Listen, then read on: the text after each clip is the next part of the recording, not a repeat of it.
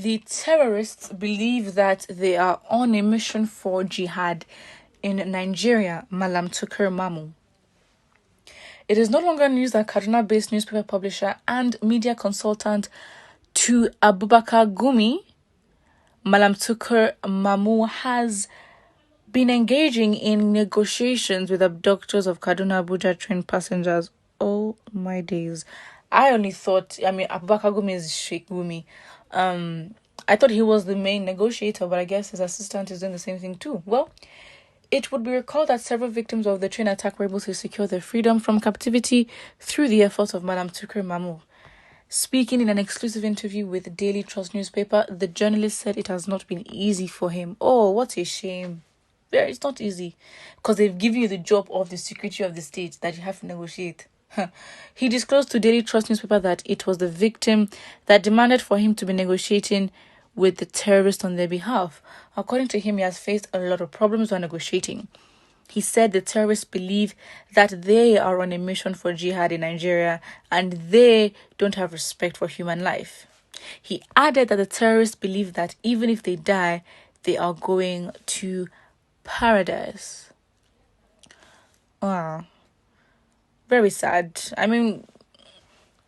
What can you do? First of all, should he be the one negotiating? Is he in any government position to be doing such? Because again, at the end of the day, be the top,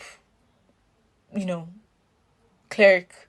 Doesn't matter. You are not fit for that kind of thing. To negotiate with terrorists, and you're negotiating with terrorists. Why are they choosing to talk to you? Again, I'm not saying there's no place for negotiations, but when it comes to danger and security and who actually has the power, this is now power, because you're giving them confidence to say that, you know what, if we can sit you down and have a conversation with you on releasing your people, then you can say they have a very good amount of power, a measurable amount.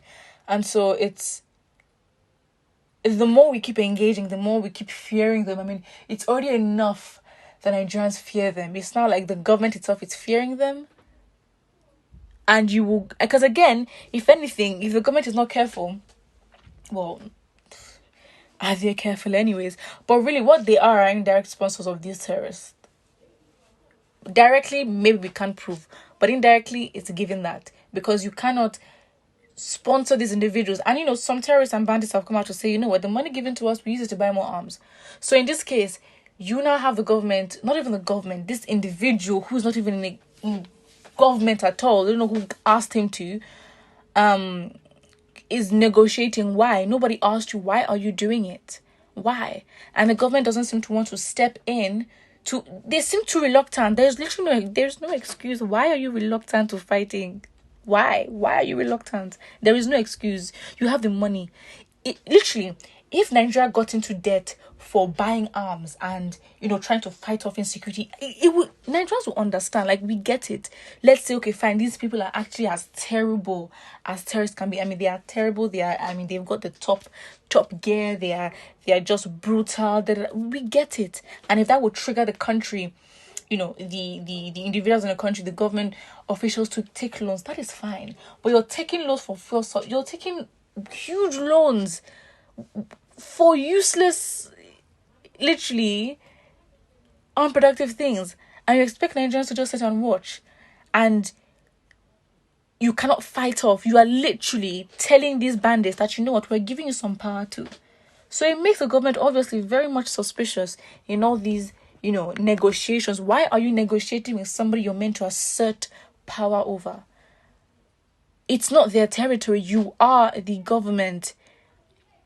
So the audacity for them to even be that comfortable to say that, you know what, it's fine, we'll just negotiate with them. What? In whose house? In whose economy? Well, they've allowed for it.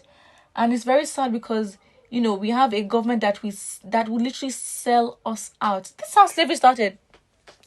This is the mindset. And we have those that they've come from generations of slave masters and slave, traders that are in governments today. So that same mindset being run down to the families, they can literally sell Nigerians out for nothing. It's very, very bad.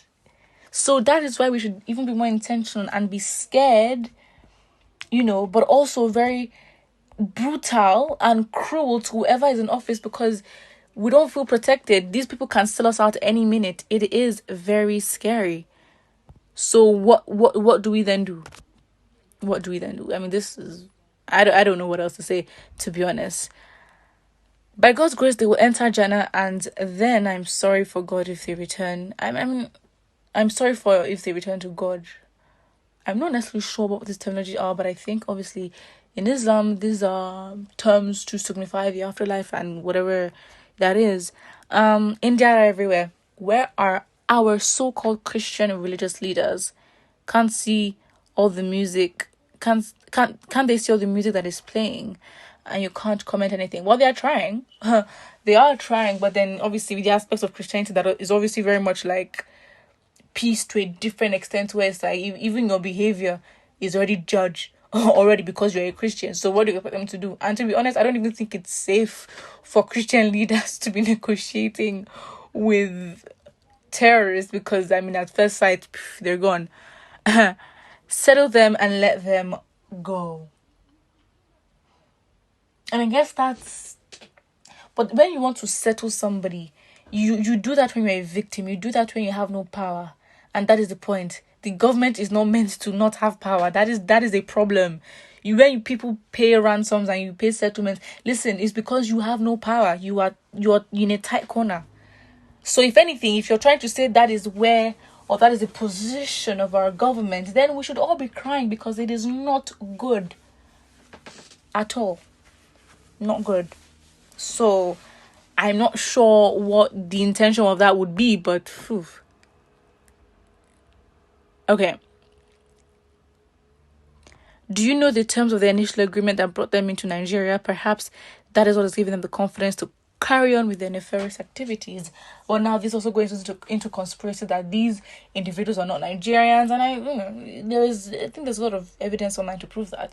But that these individuals are not Nigerians, are all conspiracies, and the fact that terms of agreement. I mean, scary, right? I mean, terms of agreement, I don't even know if that is something, to even think the government could potentially, well, as a conspiracy, allegedly agree with these individuals to come in because of whatever Islamization agenda that everyone has been screaming up and down. Listen, it's scary, but given our country, it's not surprising to have that. But of course, we need more and sufficient proof. But what I think about this in the comment section below, and do not forget to like and subscribe.